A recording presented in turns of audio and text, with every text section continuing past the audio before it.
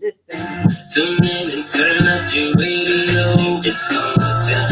Turn up your speakers and let them bomb be on right there. You already heard about it. Get right jealous and it's y'all. So get a chance, cut some time.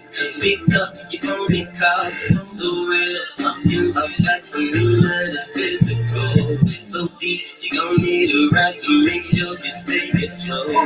So baby, don't you change that station. Can't be a violence if you that's in the making. It don't matter what you're doing, you're saving. You can get back to it later.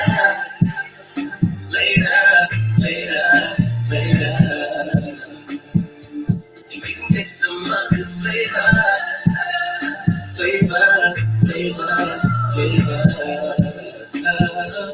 Cause real recognize real.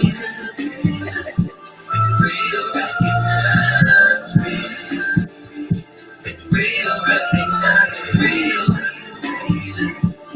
Real recognize real.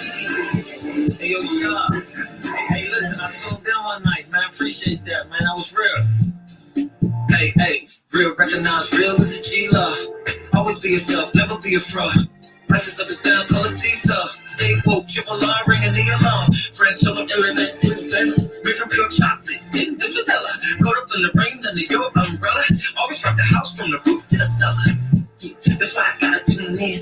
When you're on camera, I hope they zoom in. So many shows, only let me fools in. I'm a mind, they addicted, so you can move in. Cause real, recognize real. Always turned up, so lay back and just chill. Ain't thinking about drama, ain't thinking about bills. Real, recognize real. Real, recognize real.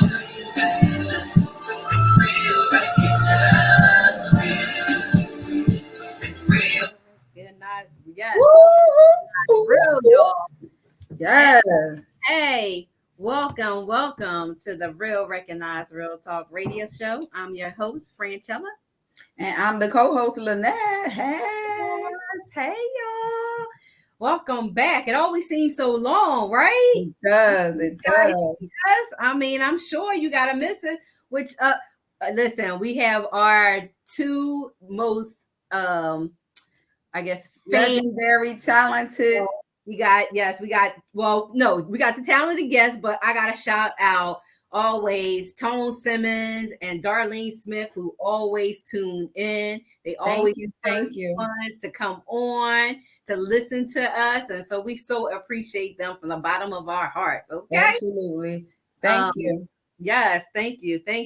I do see one of our guests is in the queue. We got Bossman in the queue. But before we get to, our first guest, we're going to talk about some hot topics. Okay. So the Whoopi Goldberg situation. Mm-hmm. I kind of don't like this whole cancel culture type of thing. Absolutely. I mean, it's been, on some scales, it's been very ridiculous. We don't have freedom of speech anymore. I mean, if it's blatantly something like, out of the ordinary, really crazy type of situation, okay. Mm-hmm. If anything, they should have been got rid of Trump from the jump. That man said I was not for the whole 4 years. Okay. Mm-hmm. But now it's like so much with the cancel culture. I mean, you go into like, the Me Too, even though these are victims, but now everybody's coming forward and these people built these, it's just crazy, but the Whoopi thing, I personally, no disrespect to the Jews, like, because what they went through was definitely horrific, insane, and it was inhumane. right. But I think she was basically saying based on color of skin. From the Black experience. Yes, that was a white on white crime. There, when we go fill out applications, when we go fill out any and they ask for your race, Jewish is not on there. Right. Right. You're Hispanic, or it's. So I think she was speaking on that aspect of it, and I don't think she meant any harm whatsoever. I agree. It's a shame that, like you said, sometimes you can't speak your mind because you have to be worried about, okay, well, are people want to cancel me as a result? Well, it's called The View, so you should be allowed to have your viewpoint. Now you can apologize what she did if what you say is offensive to someone. However, I'm sure that she didn't say it with malicious intent. It was just interpreted in that way because sometimes they put a little bit more scrutiny depending on whose mouth it's coming out of. Right. So, like you said, Donald Trump said a whole lot of things before he got his social media disconnected. So and that a whole lot of things. President anymore. It was just like things that he would stand up on that podium and say to the world. The reason why some things get around the world is because the news or US, but he was a leader, and so when you're a leader of that magnitude, it's no longer your opinion about it's about the people. So if I was president, I'm very opinionated, but I can no longer do that because I have to think and I have to speak for the people. It's not about what I think, everything I he drove me crazy, and for him to be able to stay the whole 4 years was ridiculous, and so I really don't think she meant any harm at all, and I'm sure she didn't. Yeah, because if it was about race and they could not distinguish, they had to wear some kind of badge with a star or some kind of banner with the star to indicate that they were Jewish.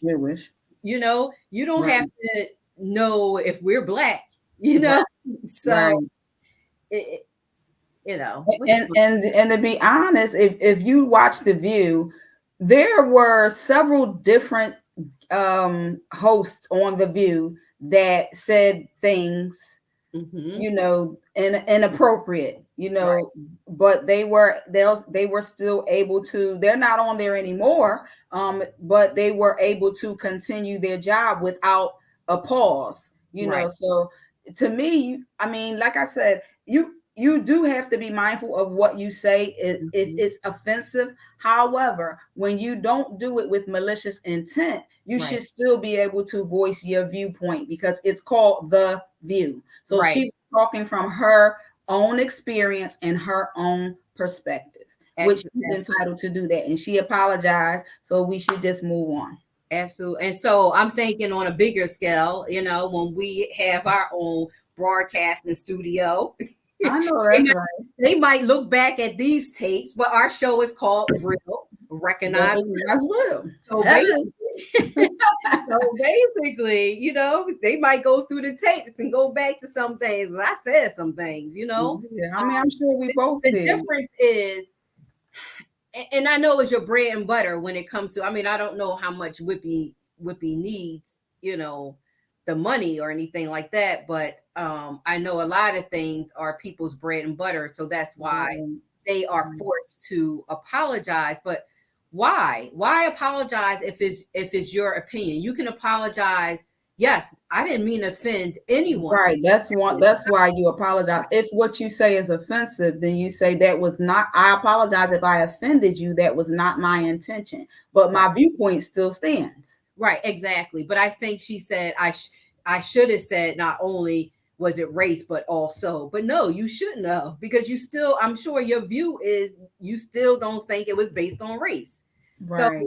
like changing and making people apologize the way they see fit, Right. which is wrong, Exactly. And in some cases, I mean, so even I think it was a Jewish guy who came on and he said she should not have been suspended, and that he understood where she was coming from, but because Hitler, the Nazis, they looked at it as race. But guess what? Who cares about them?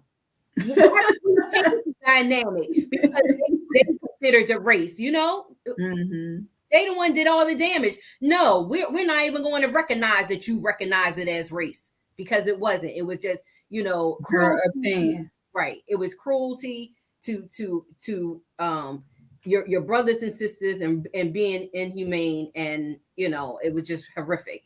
But my thing is, why do we have to? Because that's the way the Nazis saw it. So now we back in the Nazis. You know what I'm saying?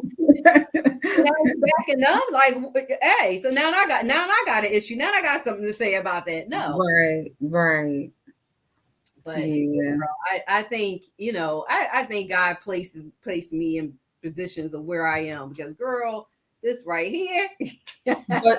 But you know what? Sometimes things that happen like this turns out to be a lesson, and then it kind of propels you in a different direction that maybe you were thinking about going anyway, but you just needed something, and now this might be it. Like, who knows? She might decide and have her own Whoopi Goldberg show, and she can say whatever she wants. Right. So. Right. Who knows? Yeah, who knows? It's either a blessing or a lesson. Yes, blessing or lesson. So we're going to talk more hood news, but we do have our guest in the studio. We have Bossman in the studio, so let's bring him up. The legend. Hello, ladies. How y'all doing? Good. How are you? Oh, blessed. Just being blessed. That's all. I had some work done in my mouth at the dentist today. Oh, wow. Okay. So your grill all tore up. But I'm glad you still made it on. See, that's what I'm talking about dedication and professionalism. Yeah. You got to stay real. That's the whole thing. You got to stay real.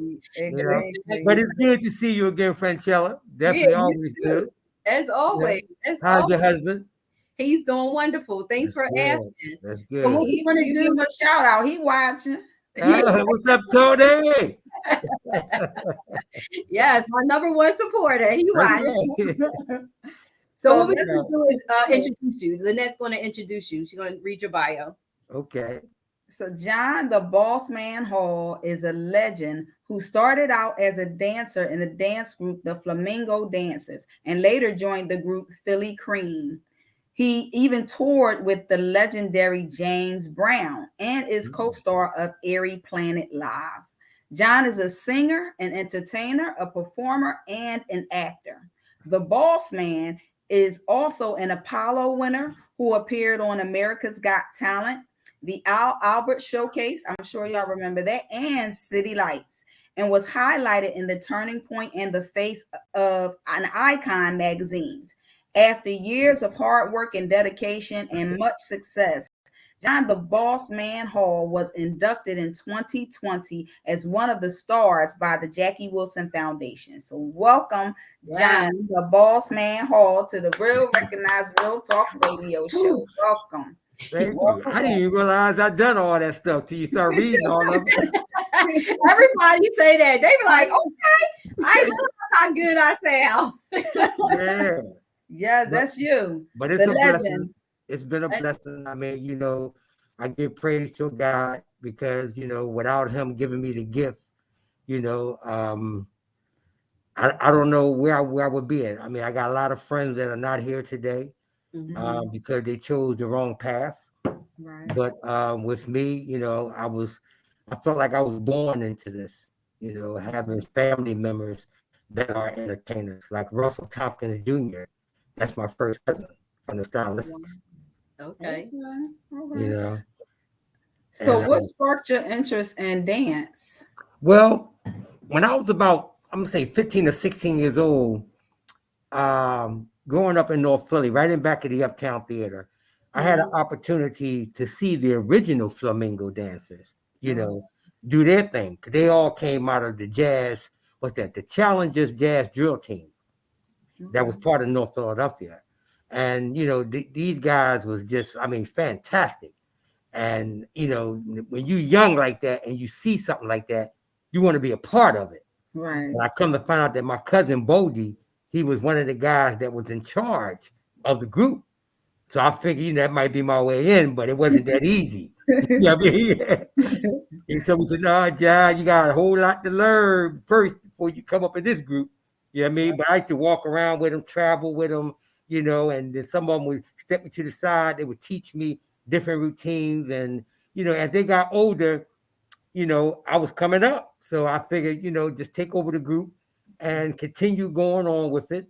And I mean, doors was opening because of the legendary name they had and what they had already put in from the late 50s, coming through the 60s, going into the 70s. I met them in the year of 1978. Wow. You know what I'm saying? And it was like amazing, but I started my dance group, got it together. They helped me get it together.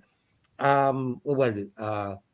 It was Soup, Will, Bodie, Cadillac, Little Fred, and what was his name? Jack Banks, Sutan. You know, they was all up under the brother Sam Wilson. Wow. And you know, Sam was a masterminder. I mean, this man, everything he touched, it just came to be something great. Because he had the drill team, then he went with the Flamingo dancers, then he had Philly Cream, New Love, LTD. I mean, everything that came out this man's, you know, company, he groomed us to be. I was getting ready to ask you. So, were you like a natural born dancer, or you had a choreographer? Like, who orchestrated? Well, really, we were street dancers. Okay. And, you know, we got together and we started, you know, different clubs. You had like GQ, IFT, International Floor Takers, Flamingo Dancers, Ralph Feek and the Stepping Uniques. You know, we had different groups like that in the city. But we used to always show up at the bars, the cabaret halls, you know, because Philadelphia International had shut down and there wasn't no more entertainment. Wow. So we started putting the tuxedos on and the top hats, and I had little boys. I had one like 6 years old, one 12, and one 13. And we wound up doing the Uptown Theater, Club Harlem in Atlantic City. We was in Resorts, the first casino they had. You know, and some people, they say, man, you know, you go all the way. I say, man, I go all the way back to the Al Albert Showcase. Yeah. You know, I mean, city life too. Yeah, that experience was unbelievable. When I got that bug and we did a TV show, you couldn't tell me we wasn't stars. I know that's right. You know, I was like, oh, this feels good. You know what I mean? And, you know, I just kept on going. I just can't stop. I mean, you know, everything has its ups and its downs. You know, but you have to learn how to deal with it. And I deal with it on 3 levels: spiritually, physically, and mentally. Hey, you know, talk about it. Yeah, right. You got to have that. You got to have that, because I tell people, I say, if you don't believe that there's a God, then you don't believe in yourself, because you was created for nothing. And you came into being something. Yeah. So if you want to start thinking that if there's not a God, start with yourself first. Right. You know? See, can man create your hand when it's cut off? No, he can't. Yeah, he gonna give you a metal hand. You know what I mean? Prosthetic. Yeah.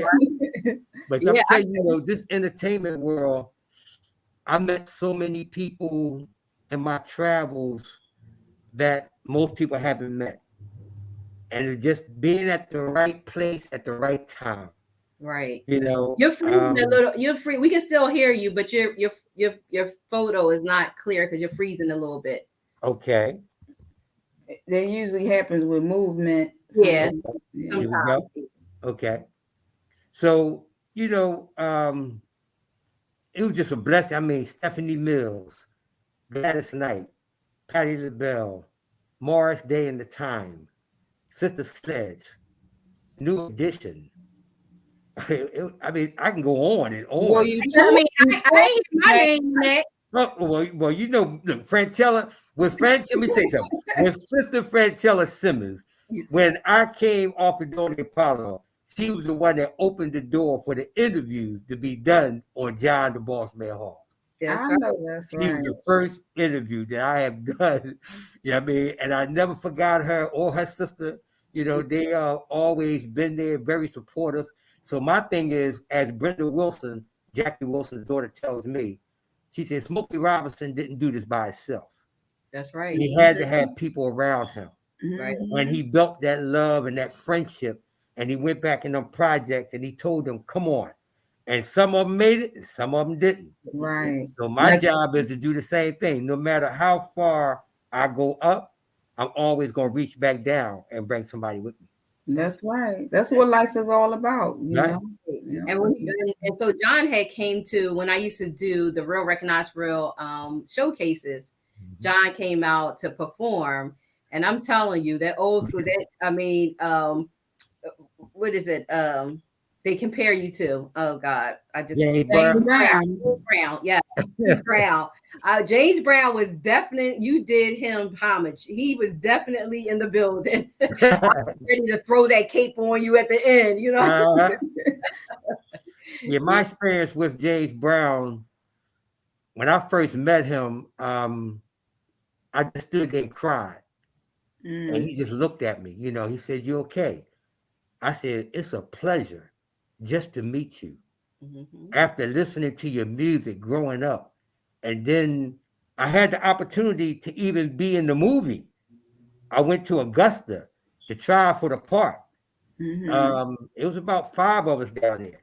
But when they got finished, it was just me and Chadwick Boseman. Wow. They sent everybody else back home. Wow. Oh, you And was. we figured Chadwick, you know, because they pulled me to the side and they told me, they said, listen, they said, we're not trying to undermine you or disrespect you in no form or fashion. They said, you are good.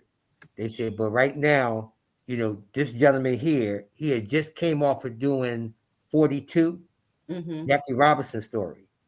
Oh, right. And then he had Felicia Fashaw and also Denzel Washington in back of him. So with that type of backing and then him going to, what's that, Howard University. Oh, right, Howard. You know what I mean? So, I mean, he had the skills, you know, because they will ask you certain things about cameras. And one thing I learned, they ask you, can you critique a camera? If you don't know what they're talking about, you're lost. Right. Because I didn't know what they were talking about. Right. You know, I said, if you show me how to do it, I'll do it. So can you critique a camera? Yeah. Now I'm gonna tell you what he did. He meant when you saw a James Brown movie, when Chadwick came on stage, the band was playing. He's putting money in each one of them pocket, but he's talking to the camera at the same time. Okay. He's telling them it's a show, but it's business at the same time. But he's putting money in every one of his guys' pockets. You know, and that's something that I learned from him. He said, don't never take no wooden stones from nobody. You know, and I said, well, what you mean by that? He said, because you're going to have people that's going to try to get over on you all the time. He said, but the times have been made easier now for y'all to come along and do what y'all do. But the time that James Brown had, just sitting there listening to his stories, it'll make you cry. I mean, a man that came out of the woods, out of a shack, you know what I mean? And God blessed this man to go above and beyond. I mean, he's the only man I know that I ever heard somebody say he was a millionaire 11 times. You know, over and over and over. He did this back to back with them hits. Now, I'm in contact with Martha High. Miss Martha High just wrote the book that He's a Funny Man, Miss High. This book is all about James Brown. I sent her a video of me performing. At the time when I sent this video, she had a cast going on to turn her book into a play. Okay. So she said, we picked the cast already who we're gonna use for it. I didn't have a clue what she was talking about. So I was like, well, Miss Hive, what do you mean? She said, I sent your stuff in and they asked for another film of you. So she sent the one with me with the James Brown wig on. I'm like, oh, that's a good one. I know that one. I did that at Treasures. Right. Yep. I said, okay. Then she called me, hit me back and said, I don't like the guy that's playing James Brown. I don't think he got it. I said, well, it's your book. That's right. So in the matter. She said, yeah, but not really if I'm not putting the finance. Right. You do have say so, but she knew when she saw me, she was like, I found the right guy. It's just a matter of getting him in there. Right. So I told her, if it's God's will, it'll happen. That's right. If you show the production team your video, they may see the same thing. So it's just a matter, yeah. See, my thing was when they asked for a second one, that's what made me get my blood generating a little bit. I said, okay. You get a second one. That's, two opinions. Okay, I like that. There's an interest there. Yeah, there's something going on, so they won't be back up and running until maybe June or July. Right. Because they had to shut everything down because of the COVID. And, but she's still touring. Miss Martha High, this woman was with James Brown for like 30 or 40 years. Wow. She knows the ins and outs of everything that went on. She told me her book, you gotta get her book. Her book is, it's crazy, but besides her, going to Detroit. I was summoned to Detroit to do a concert. They had no clue what was going on. I walked in there and I was invited because of the Stub Girls. They are a singing group and these are the daughters and the nieces of Levi Stubbs from the Four Tops. Okay. And Joe. And so we get down there and they've been telling Brenda about me all the time, which I didn't know. You got Bossman, stay still for a minute because you keep going in and out. And okay. So they told Brenda Wilson about me. I didn't know about Thelma Stubbs, who was Levi's sister. But I seen Thelma and met her in California when we did a show together. Sometimes people don't give you the indication that they like you, but they let you know somewhat, okay, you all right. You doing something that I think sparking my interest. Right. So I got a chance to go to Detroit and I met Brenda Wilson in person. Okay. She looked just like her father. Exactly like Jackie Wilson. It was amazing to meet her. And then standing next to her was David Ruffin's daughter, Cheryl Ruffin. Okay.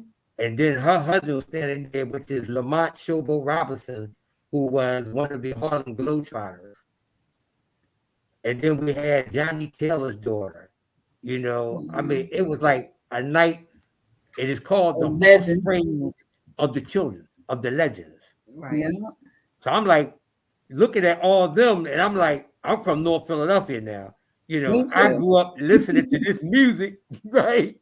And I'm right here with these people. So then they took me over to the Motown house. We taking pictures and everything. And I'm like, oh, wow, this is nice. Then we get to have a dinner and everything. And so I'm sitting there with one of my local managers, which is Rhonda Supreme from Free Agent Radio over in Jersey. And I'm eating, and they said my name to come up on the stage to be honored and inducted. Wow. And I froze. Right? Rhonda said, they called you. I said, you sure they called me? So then Brenda got the mic again and said, Mr. John Bossman Hall, can you come to the stage? Nice. So I come up, you know what I mean? I'm like, wow, okay. I'm like looking at this like, this is amazing, right? And it's like being at a Grammy somewhere, you know? And they gave me the award. They gave me the award for really being in the business for like 40 years, keeping strong at what I was doing. Mm-hmm. But in 1984, I got a break when we came back to the Uptown Theater, and it was called the New Tech at that time. They changed it. We did something with James Brown and the Dells. Mm-hmm. And this woman came looking for us. She left her phone number and told me to call her. So Cal called me the next day and said, come around to the Uptown. So I gets around to the Uptown. He gives me his number. So I called this woman. She says, I'm not going to discuss this matter over the phone, but I need you to come to Cherry Hill, New Jersey right now. No, she said Camden, New Jersey right now. She said, you got money to get here? I said, yes. She said, I need you to come right now to Broadway Eddie's store. That's okay. So I goes over to Camden, and I walk in the store. I see Broadway Eddie. He owned it like 4 or 5 stores on that block. I remember that name. So he says, how you doing, man? I was at the show, and y'all guys was fabulous. You know, that crowd went off on y'all. I said, yeah, thank you, sir. You know, he said, come on in the back. We go in the back. They had a machine playing a song, but they had somebody else singing it. Sound like He my said, aunts. we want you and your guys to do this song. So I'm listening to the song, and it was a song dedicated to Michael Jackson. Oh, So I said, oh, yeah, definitely. We'll definitely do this, right? And lucky I said, yeah, because he took us in the Sigma Sound studio under the orders of Kenny Gamble. They rented the studio, and we did that album, and Eddie came in with an old guy sitting down in a chair, and we throwing the hats back and forth to each other, spinning it. The little boys flipping in the studio. So I see the old guy shaking his head. So Eddie said, y'all can stop. And I said, what's wrong, Eddie? He said, y'all been approved. I said, well, who been approved by? He said, the gentleman sitting right here. So I said, thank you, sir. He bent over, pulled the hair off in front of him, came down with a mask, and it was Michael Jackson. I was going to say, who was it? It was Michael Jackson. I was like, oh, my God. He put us under the name The Broadway Thrillers. It was on the label of the Thriller Records that Michael had. Wow. And the guy that did the music was Bobby Eli, that was part of Philly International. nice. He came to Cherie House and did the music for us, you know, and that's something that I'll never forget. And we wound up doing we had the Spectrum back then. Yeah. We had the Civic Center. We had the Schubert Theater. We did Wagner's Ballroom. Wow. I mean, you know, You go way back, right? Yeah, way back, you know, and so they've we been did, ready guys. for the Uptown, you know. I mean, I really can't wait for them to really open that back up. I mean, but let me tell you something that's going on with that, because we may A need nonprofit took it over, didn't they? well, this is what's going on right now with the Uptown Theater. I know Miss Richardson and her daughter has it. right. I got a call about maybe a month ago. Lamont Showboat Robinson, who is only the owner of the Hall of Fame, he wants to turn the Uptown Theater into a Hall of Fame for the artists that are here in Philadelphia that was up under Philly International Record Company, as well as we had WMOT and a few other record companies here. He feels though that their Uptown Theater will be the perfect solution for a museum in honor of the history of music that came out of the sounds of Philadelphia. That would be awesome. It would be. And they better put my aunts in there. Yeah, I know that. Yes. And if I may ask, who is your aunt? And Direct Current. Oh, wow. Yes. Very, very, very good group. Yes. nice. I have my own group too. Okay. Yeah, we got to get them on a show. I'm only with something I'm doing now. I just got back home I was out for about 3 days, had to go down to New York and then back to Atlantic City. I finally signed my contract that I'll be doing concerts in Atlantic City. Oh, that's awesome. The mayor, Marty Smalls, and his Yeah. staff looked at what we presented to them. It's under Cure Cancer with Music. That's awesome. So we're taking the Cancer Foundation, raising money to find a cure for this. I got involved with these guys 2 years ago, and I'm the executive director of entertainment for them. Wow. So I will go in and make the deals for the groups to come in and actually put on the shows, and it's just another blessing that came my way. Exactly. Right. Now, are you still dancing or teaching dance? You're still every day I practice every day. I know that. See, what people don't realize, I tell people, you got to have artist development. Right. This is something that we had many, many years ago. And the young ones today, they don't really understand that we go with artist development. If you got it, you got it. Right. But you got to learn that. Right. And Michael Jackson ain't come to be the king of pop. You gotta move that chair out the way, and we need to see some kind of move or something. Oh Put a spin or something like that. I am so tired of traveling. when you on the buses and trains, you like, wait, hold on. All you want to do is get some rest when you get home and get some sleep. I had to do this tonight. I say, I'm gonna get this out the way. I'm going to bed. Yeah. But I'll tell you, it's so much going on right now. I mean, Brenda Wilson and the people in Motown, that was a dream come true for me. Right. I mean, meeting Marvin Gaye's daughter, seeing, Smokey Robinson and, all these legends and, just walking inside the museum. But what they're doing right now, the house that you remember, the two houses, the blue white house and the one next to it, what they have as a Motown museum. Mm-hmm. They done blocked their whole area off, took the whole block, and building a giant museum over top of that one. Wow. And the house is going to be within the building, and you can walk in the museum and actually see the house that Barry Gordy and them lived in. Wow. And turned it into a studio. Wow. I mean, to see the equipment that they had back then to what we got now. Oh, listen, we've come so far. I mean, with everything, with sound, the equipment, with, television, remember in black and white TV, and then even the color at the time was a color, or just how things look like they was bootleg. Like we look at some of the old movies now, they look like they bootleg, but back then, that's what it was. We enjoyed it. So I still look at Little House on the Prairie today. Uh-huh. I didn't know it still came on. It still come on. You know why? There's no cussing. There's nothing sexual about it. It's just a plain movie, and you can enjoy it. Right. So along those lines, I did have a question I was going to ask you about. What do you think about music today? Like, the entertainment today, entertainers today. Yeah, we got Judah Priest on the line. Well, listen, entertainers today, I love what Usher is doing. I love with, Chris Brown and them. I mean, we all had our ups and downs, and we know how to come back and be the great entertainers that we are.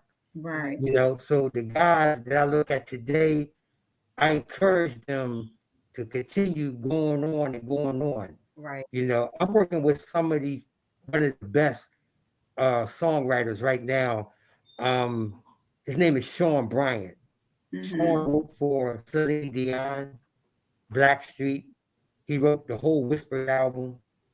This young guy's a genius. I look at this young guy and say, wow.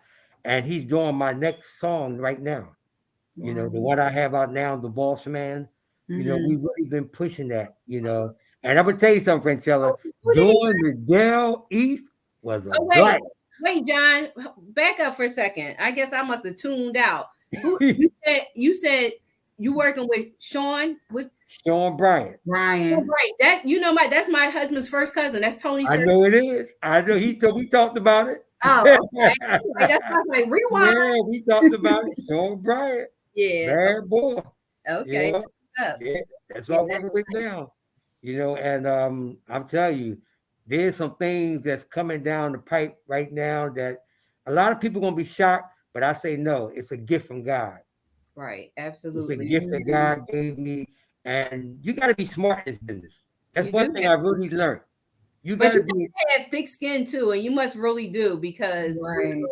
I mean, I'm sure God has blessed you, and a lot of doors have opened, but I'm sure a lot of doors have closed as well. There's a lot of no's with a lot, some yeses. So you have to have thick skin in this business in order to be successful. And if it's your passion, you're going to do, the right thing. I'm not saying whatever to get it done, but you're going to take the right path and and God, keeping him first, all things are always possible. But we're going to let you get some rest and tell everybody where they can find you, boss man.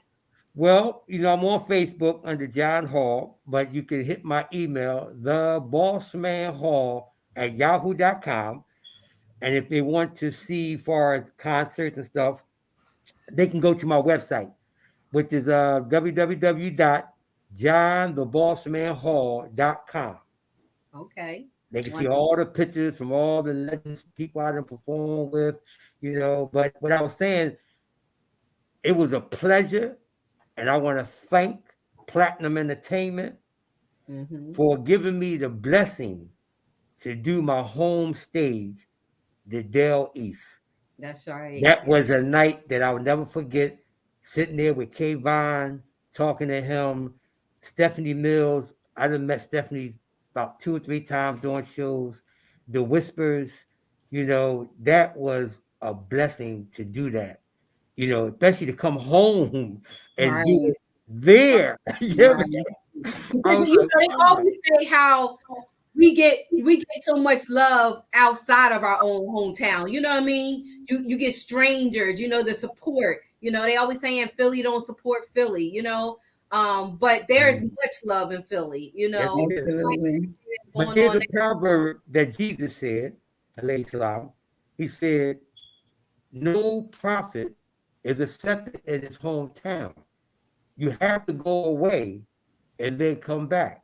Because the people of Nazareth never accepted him until he went and did the miracles and they heard about it. And when he came back, then they believed in him. So the same way with entertainment, entertainment, broadcasting, news, anything. You got to go outside the box. Yep. And make that noise. And when you come back, now you don't woke everybody up. Now everybody listening. Exactly. Thank you so much. Continued success to you. Yes. Thank you so much. We look forward to seeing what you have next and to hearing your next song. Yes, it's coming. It's definitely coming. Definitely. I'm sure you'll give me a call. Oh yeah, I will. Definitely. Definitely. All right, you easy, and thanks again for being on the Real Recognized Real Talk radio show. Yeah, the best show in the world right now. Hey, you heard it from the boss man. Y'all be good now. Bye, y'all. Yeah, that's awesome. I mean, he's been in the game for so long, and he had such a gift, and he just never gave up. Right. He still continues, even though there's not going to be a huge album. These record companies are no longer really existing and picking up people. So the way it used to go back in the day, Motown, and it's no more of that. So it's like you have to go out there and be independent. And he's really trying to make his mark, in different places. Philly, Atlantic City, and he's just been traveling all over the place. That's awesome. And it seems like it's more access now globally because with the streaming services and the different things that you can do as an independent artist, so the world is so big, you can but you do have, like you said, you do have to put in the work. Right. And I can vouch for him. He's definitely since 1978. Yeah. I was what 6. I connected with him, I guess, in 2011, and him performing and taking them to other shows. Yeah, like so I can say, and he's been through personal life. He's been through his issues, but he remains steadfast in the Lord, and he just and that's why he's so successful today. So I don't know. Our next guest has not. He hasn't showed up. Eric Sabin. Yes, I haven't seen him in the queue. So you want to go with some more hood news, and I can see if I can see if I could reach him. Most definitely. And I want to shout out everybody that's on here. I see you have Anthony Jones. Thank you. He says, great show. Brunel Prince, great conversation. Thanks for the support, sis. Queen Amy, thank you so much, sis, for your support as well. She says streaming has definitely changed the game. Yeah. So people over here chiming in the conversation, and thank you so much, Judah Priest. He also is.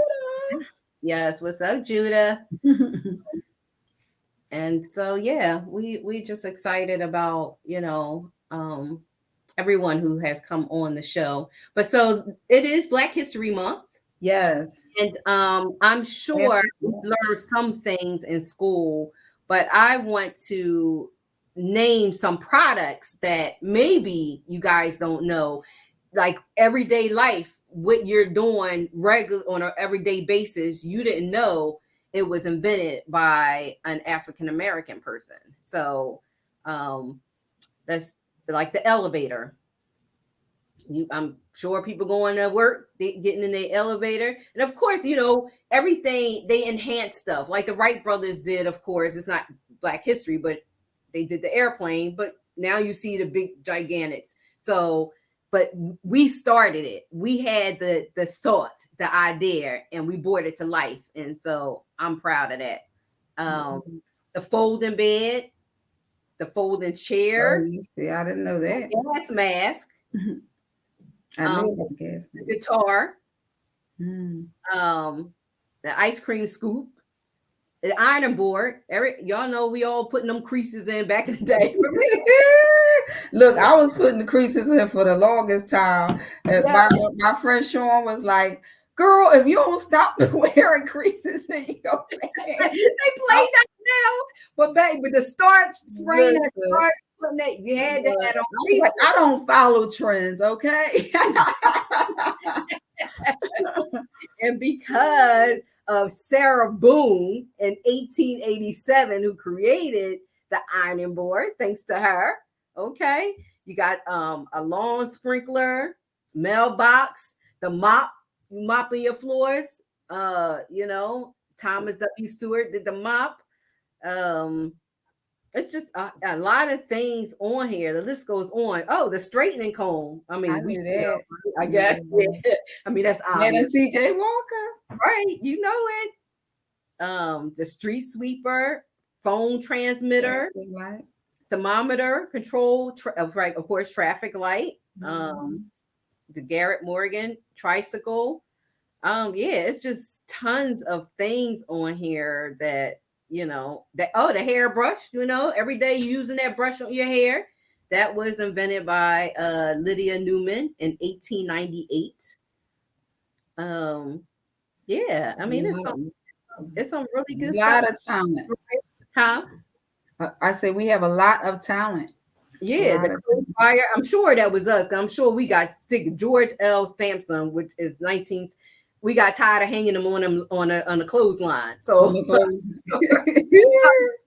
I'm sure that we had to come up. Yeah. So to me, every day is Black History. To me, we celebrate. We have the month of February, but every day is Black history, and we need to learn more about each other because they don't really teach it in school. They teach what they want you to know. So, and we need to embrace it ourselves, and our, our ancestors and everything that they have done to make a way for us to live better, even though we're still in this yet to be United States, but we are here, and it's just we don't have it as bad as some of the people that you paved the way for us to have it better.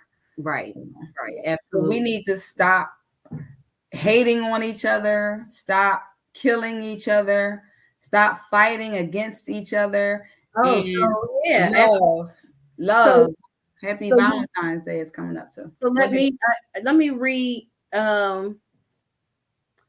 You just brought up the point about killing each other, and I was segueing you in. Right. And so, it's a lot of things that I put out there. One statement saying that, slavery is white history. How we survived it is Black history. Mm-hmm. Let that sink in. Mm-hmm. I wanted to read, if I can find it. Well, I did post it on my Facebook page. Okay. Because I'm sure it was not, and I can't say half of the words on here, but I'm sure it could. No one interviewed the KKK, but the statement alone talks about us killing each other, and the KKK and people like them are happy about it. They're excited that we're killing each other. They don't have to do the lynching anymore. Right. We're doing it for them. And it's ridiculous. And I pray that we find some solution to help these young people to love one another. Exactly. I think social media plays a big part in it. Mm-hmm. Because it's a lot of hate. It's a lot of jealousy. Yeah. And so with social media, and having access to it, it creates a lot of the drama. Right. And then it's also a mental health. It's also a mental health thing, because even with social media, you don't have to be influenced by everything that you see. So if your mind, it depends on your mindset. If your mindset is jacked up, of course you're going to be, in every way the wind blows, you're going to follow it. So to me, it starts in the home. Mm-hmm. And so it's a whole lot of different things that people go through in life in general. But we have to figure out a way to deal with our stressors in a better way. You have to cope with the things that you are thrown with in life. Not everybody is born with a silver spoon in their mouth. So even though you're not, it doesn't mean that you can't get there. And so it's just the mind is just so powerful. And it's just the way that we use it or misuse it is what causes some people to act and think and talk and behave in different ways. So we actually have to get our mind right, so that we can stop killing each other. Absolutely. And so, they always say money is the root of all evil, right? And so it does help, financially can be a stressor in itself, but money, sometimes look at Hollywood, they're not happy. Exactly. It does not make you happy temporarily. Right. It's a lot of other factors in life to make you happy. Exactly. And so I have Renelle says we have to be very selective of what we allow to enter your heart, mind, and soul. Right. That's right. Right. And I want to shout out and for not just Black history, but my grandson did such a wonderful thing. Oh yeah. He spoke up. A kid, a friend of his, and he's 12 years old, expressed to him that he was depressed, and he did it twice. And so the second time, it must have alarmed my grandson at the age of 12. So he reached out to the teacher, and then he also told his mom, who reached out to the teacher, and they called the counselor and brought the little boy down. The protocol in the schools are to question. There are a series of questions that they ask. And if that prompts the counselor to call the parent, as well as tell the parent to seek therapy for the child, then that's done. So even though the kid called my grandson and said, you know, he was only playing and he was kind of mad at him first, they're now back to friends, which is awesome, because my grandson was very upset. But you know, he did the right thing. He did the right thing. You know, but because, you know, the little boy said, "Oh, I have to now go to a foster home," that really broke my grandson down, because he's like, "That's not what I wanted. That's not my intention. I don't want him to have to go to and he could have just said that because, you know, he was mad. Right. But my grandson was thinking, I know I did something right, but why does it feel so wrong? And, you know, I'm making a light of it, but I was like, oh, that's a song, you know. And so, you know, he feels better, and I thank everybody on my Facebook page. I mean, there was tons and tons of comments of people encouraging him that he did the right thing, and I did go to his house and I read every single one of the comments to him, make him feel better. But he's still a kid, you know, regardless. You're adult telling him, but I don't want to discourage him to think that he can't do it again. Exactly.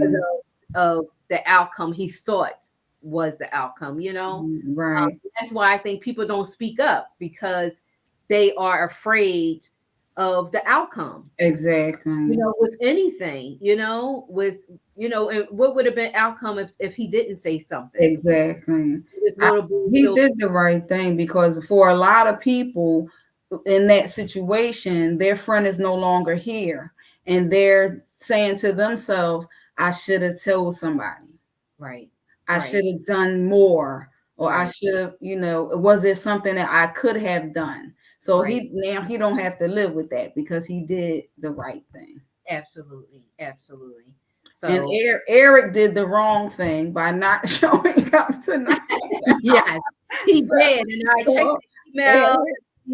You know, I mean, hey, listen, it is what it is. You know, things happen for a reason. You know, I pray that all is well, and there was no emergency in his life that he was unable to make it. You know, thank you for that schedule. Intelligent response.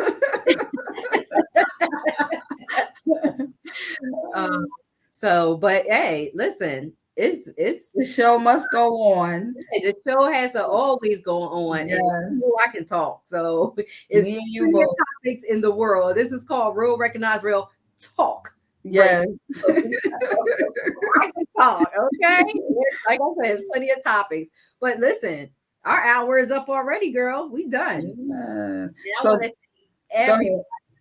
No, I was going to say the same thing. Thank everybody for tuning in to the Real Recognize Real Talk radio show every second Tuesday of the month at 7.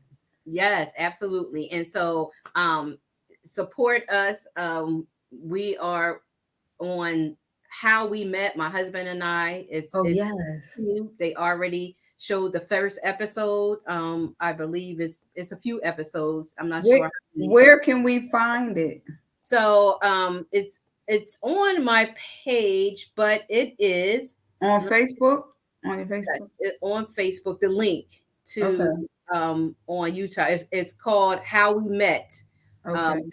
In episode 1, and it's written in a direct written by Kim Warren and her production team. So it's a really cute and fun show. It's different couples talking about how they met, you know. It's a little comedy along with it, you know.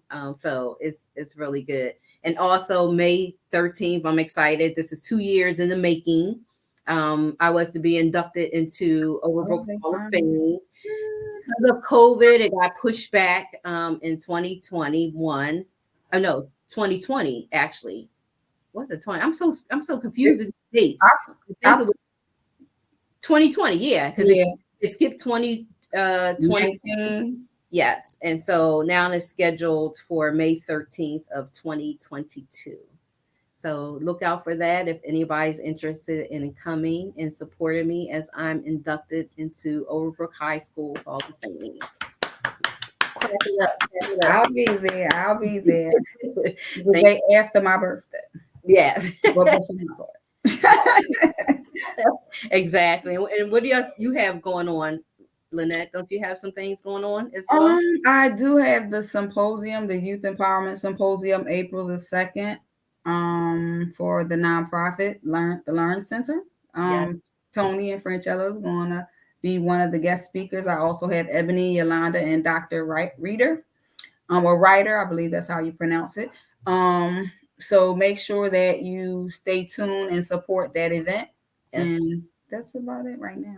I'm in the film A City on Fire, so stay tuned for that as well. A City on Fire, so stay tuned for that as well. Okay, awesome. Of course, we're going to remind you. We're going to keep reminding you. And if y'all need some insurance, I'm your girl. Hit me up in the comments if you need insurance or want to schedule an appointment to learn more about financial planning. Hit me in the comments and I'll reach out to you. Absolutely, because there's two certainties: is life and death. So be prepared. That's all. In Texas, 3 services. But thank you guys. Are out. I'm your host, Franchella. And I'm Lynette, the co-host, y'all. Thank y'all for tuning in. Until next time. We'll recognize real. Yeah. Happy Valentine's Day. Oh, yes. Wait. How do you wait? Which way? This way? Did I do it? Is it big enough?